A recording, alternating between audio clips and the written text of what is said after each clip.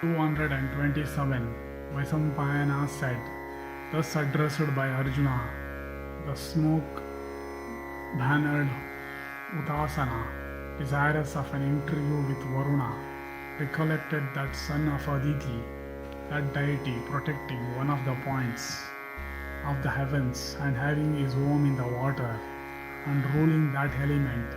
Varuna, knowing that he was thought of by Pavaka, immediately appeared before that deity, the smoke-bannered celestial, welcoming with reverence the ruler of the waters, that fourth of the Lokapalas, said unto that eternal God of gods, give me without loss of time that bow and quiver, and that ape-bannered car also, which were obtained from King Soma. Artha will achieve a great task with Khandava and Vasudeva also with discus. Give both therefore unto me today. Hearing these words, Varuna replied unto Pavaka, saying, well, I am giving them. He then gave unto Arjuna that wonderful jewel of a bow that was endued with great energy. That bow was an announcer of fame and achievements, and was incapable of being injured by any weapon. It was the chief of all weapons, and the grinder of them all, and it was the smitter of hostile armies, and was alone equal to the 100,000 bows.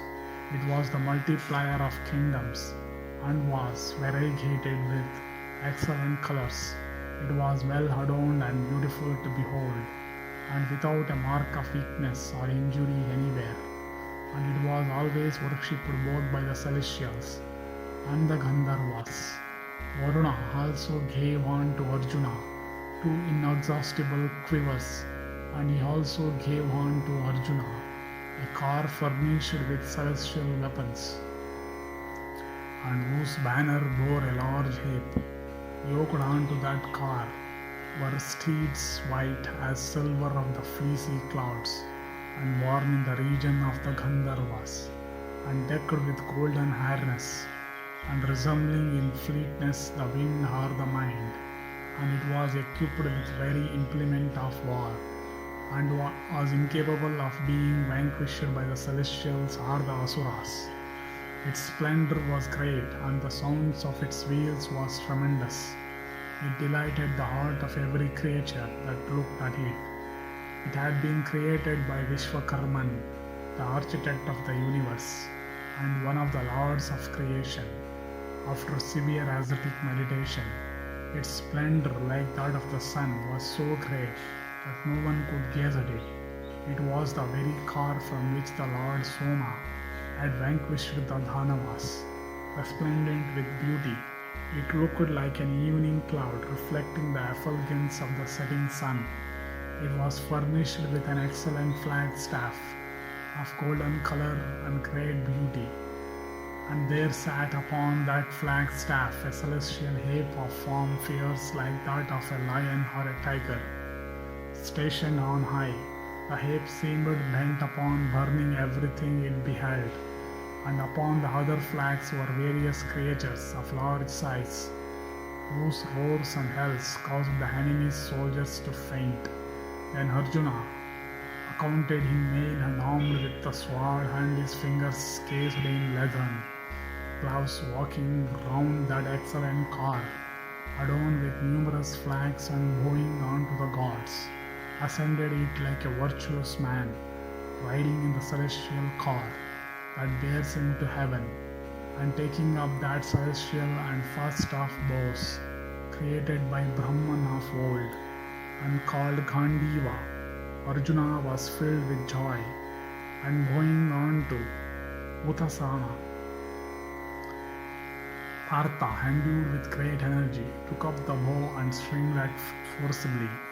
Those who heard the noise that was made while the mighty Pandavas stringed that bow quaked with fear, and having obtained that car and that bow, and the 2 inexhaustible quivers, the son of Kunti became glad, and thought himself competent to assist at the task.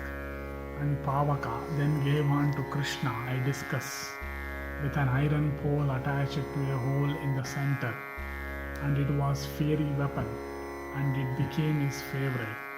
Having obtained that weapon, Krishna also became equal to the task. Pavaka, then addressing Krishna, said, "With this, O slayer of Madhu, thou shalt be able, without doubt, to vanquish in battle even foes that are not human. With this weapon, without doubt, thou shall be superior in battle to men and gods, and Rakshasas and Pisachas, and Daityas and Nagas. And thou shalt certainly be able with this to smite all. And O Madhava, hurled by thee in battle at thy foes, this weapon will irresistibly slay the enemy, and again come back onto thy hands." And the Lord Varuna after this gave unto Krishna a mace of name Kaumadaki, capable of slaying every Daitya and producing when hurled a roar like that of the thunder. Then Arjuna and Achyuta, filled with joy, sent on to Pavaka, O exalted one, furnished with weapons, and knowing their use, possessed of cars with flags and flagstaffs. We are now able to fight with even all the celestials and the asuras together, let alone the wielder of the thunderbolt desirous of fighting for the sake of the Naga, his friend Takshaka. Arjuna also said, O Pavaka, while Rishikesha, endued with abundant energy, moves on the field of battle with his discus in hand, there is nothing in the three worlds that he will not be able to consume by hurling this weapon. Having obtained the bow Gandiva and this couple of inexhaustible quivers, I also am ready to conquer in battle the three worlds. Therefore, O Lord, bless thou forth as thou likest, surrounding this large forest on every side. We are quite able to help thee. Vaisampayana continued, thus addressed both by Dasarha and Arjuna.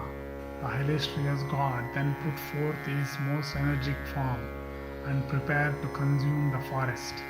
Surrounding it in all sides with his 7 flames, he began to consume the forest of Khandava, exhibiting his all-consuming form, like that at the end of the Yuga cycle. And O bull of Bharata's race, surrounding that forest and catching it from all sides with a roar like that of the clouds, Agni made every creature within it tremble. And O Bharata, that burning forest then looked resplendent like the king of mountains, Meru, blazing with the rays of the sun fallen thereupon. Thus ends the 227th section in the Khandava-daha Parva of the Adi Parva.